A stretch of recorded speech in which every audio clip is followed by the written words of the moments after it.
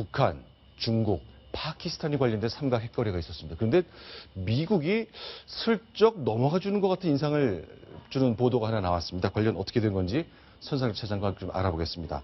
파키스탄이 그럴 수 있는 겁니까?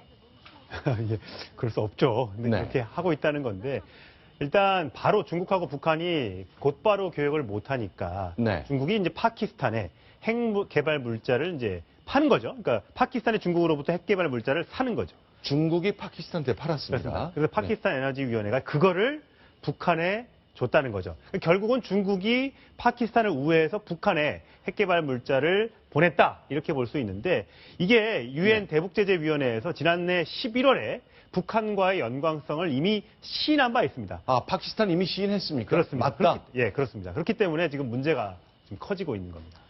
자, 일단 하나씩 짚어보겠습니다. 핵 개발 물자 뭐 굉장히 추상적인 표현으로 되어 있는데요. 자, 이정은 위원, 이게 뭡니까? 그거 현재 보도 나온 거는 내열 합금이라고 합니다. 합금이요? 네. 그래서 네. 열에 견디는 게 필요한 모양인데 그런 것을 이 외피에 쓰일 수 있는 미사일 재료로 쓰일 수 있는 거를 원료를 제공했다 이렇게 나오고 있습니다. 자, 지금 보시는 것 항공기 엔진 장비인데 저게 굉장히 크고 정교해야 되지만 엄청난 열에도 견뎌야 되잖아요.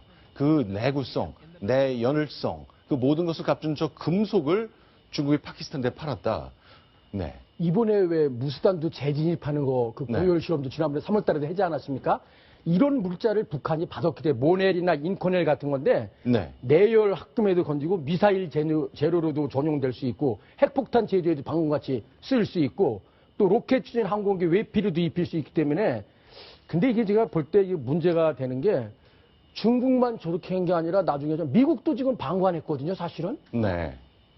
자, 그러면요. 일단 하나씩 좀 단계해 네. 보겠습니다. 제일 먼저 중국의 베이징에 있는 선테크 테크놀로지라는 회사가 파키스탄 에너지위원회에 이걸 팔았거든요. 이때 중국이 이게 최종적으로 어디에 쓰일 거다. 혹시 북한일 수도 있다. 알았을까요? 몰랐을까요?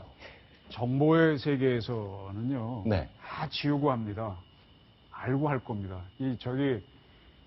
그 2000년대 초반인가 이런 사건이 있었습니다. 그 파키스탄의 핵 개발의 아버지가 압둘 칸 박사인데. 네.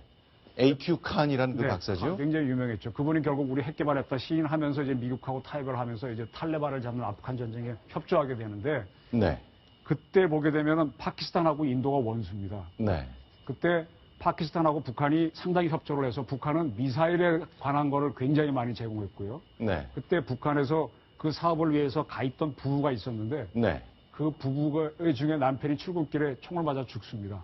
네. 그리고 범인은 안 잡히는데 추정은 뭔가 하면은 인도의 정보부 특공대가 죽인 걸로 의심이 됐는데 잡히질 않았어요. 근데 네. 나중에 그 죽은 친구의 시신을 북한으로 관에 보낼 때 그 관 속에 핵물질과 핵 무슨 도면을 넣어서 보냈다라는 어떤 일본 신문의 보도에서 확 화제가 끈 적이 있는데 그만큼 파키스탄하고 북한은 굉장히 핵 미사일 커넥션이 있는 나라입니다. 따라서 파키스탄 에너지위원회에서 저걸 중개무역을 할 때는 다 어느 정도 이야기가 되고 그러나 증거는 싹 지우고 했다고 봐야 돼요. 지금 화면에 보이는 게 시진핑과 파키스탄 대통령의 정상회담입니다. 여기 지도를 보면요. 중국 견제를 위해서 미국이 인도에 큰 공을 들여왔잖아요. 그러니까 미국하고 인도는 지금 죽고 못 사는 사이가 됐거든요. 인도와 파키스탄이 아주 오랜 역사적 갈등을 갖고 있습니다. 종교적 차이도 있고. 이걸 활용하는 거죠. 전쟁. 근데 네. 저 파키스탄이 재미있는 게요.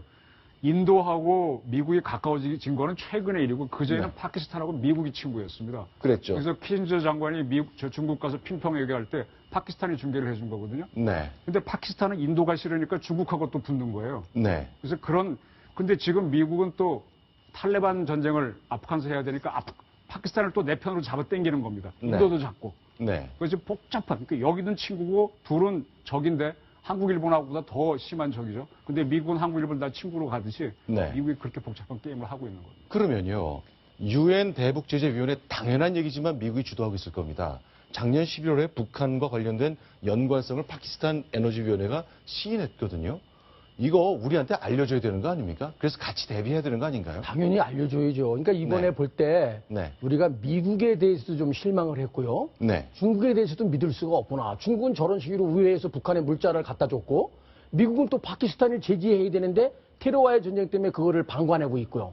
그래서 미국이 만약에 유사시에 해구사를 우리에게 제공해 준다는데 네. 저런 상황이 됐을 때 과연 믿을 수 있는가? 네. 뭐 이런 의구심까지 가져지게 되거든요. 네. 이게 굉장히 크게 봐야 됩니다, 이 사건. 그런데 이제 그동안은 뭐 한미 동맹, 우리 지난 70년을 버텨낸 그런 초석이 됐습니다. 그런데 이것 때문에 뭐 의심한다는 건 조금 좀 앞서 나갈 수 있겠지만 미국한테 묻긴 물어야 되는 것 같아요. 왜 이런 일들 파키스탄의 필요 미국한테 있는 건 알겠지만 왜 협의가 잘 안 되는지. 제 추정입니다. 네. 그 정보기관끼리는 자기네끼리 은밀하게 다 주고받거든요. 네. 그런데 이제 거기서 공개할 게 있고 안 할 게 있는데 지금 미국 같은 경우에는 지난 5월 달에 탈레반 지도자인 만수르를 네. 파키스탄에서 드론을 이용해서 사살했습니다. 네. 그러면 계속 파키스탄 내에 그 전에 그 탈레반 지도자 누굽니까? 그 오사마 빈 라덴도 거기서 죽였고. 그러니까 네. 파키스탄이 협조가 필요합니다. 네. 근데 이번에 만수르를 추적하는 과정에서 미국이 파키스탄 주권을 좀 침해할 수도 있죠. 그래서 이것도 다독여야 되고. 이것도 다독여야 되니까 미국은 자기네 국익이 가장 중요하니까 묵살을 할 수도 있죠. 네. 그래서 은근히 줬을지도 모르겠습니다. 근데 우리 입장에서는 아무 말도 못 하는 거죠. 그래서 이걸 못 말리는 거고 또 중국은 중국대로 미국 몰래 파키스탄 줬단 말입니다. 그래서 미국이 이걸 발견해서 너희 줬지 하고 약점을 잡아놓고 아마 다음 계산을 하는 게 미국의 속셈이 아닌가 그렇게 의심해 볼 필요가 있습니다. 알겠습니다. 이제 또 새로운 문제가 하나 있다면 GPS입니다. 우리 요새 공항 때문에 여러 가지 뉴스가 나오기 때문에 저희가 관심을 많이 갖는데 북한이 GPS 교란 작전 계속하는 거 있잖아요. 그 관련해서 유엔이 이제 심각성을 이제야 좀 인식한 것 같다면서요. 그렇습니다. 국제 민간 항공기구 이카오에서 북한을 향해서 공식적으로 경고 메시지를 보냈다는 게 확인이 되고 있습니다. 3월 말부터 4월 초까지 엿새에 걸쳐서 모두 5개 지점에서 14개 나라의 항공기 1,007대가 피해를 입었습니다. 그러니까 위치 신호를 제때 받지 못해서 잠깐이나마 내가 어느 위치에 떠 있는지 혼란을 겪을 수 있었다는 거죠.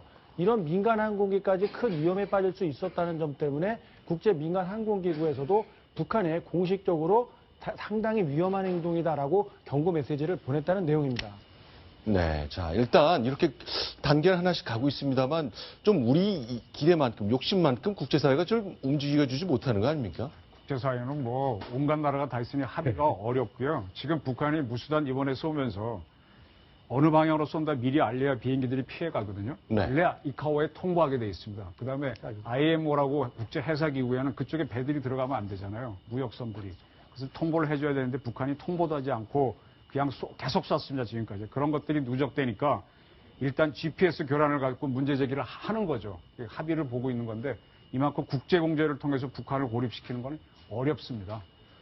아, 그렇군요. 하여간 첩첩삼중이란 말이 떠오를 정도인데 알겠습니다. 자, 일단 이 북한과 관련된 이 내용 좀 여기서 좀 정리를 해야 될 것 같습니다. 자, 그런데 전반적으로 좀 근본적으로 질문을 드리자면 이정훈 의원, 우리 지금 잘 가고 있는 겁니까? 잘 못 간다고 봅니다. 네. 저는요, 어제인가요? 대통령께서 정군 주요 지휘관 회의하시면서 북한이 도발하면 입후문을 달았단 말이에요. 조건문. 네. 응징해라 이런 주제로 하셨는데 이미 북한은 저 무수단 성공으로 도발한 겁니다. 네.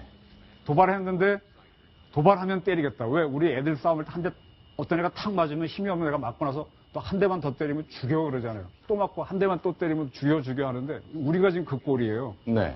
참고로 이걸 아셔야 되는데 저게 미국이나 일본이나 중국 같은 나라 또 이스라엘 같은 나라라면요. 저걸 위협으로 봐가지고 벌써 액션 들어갑니다.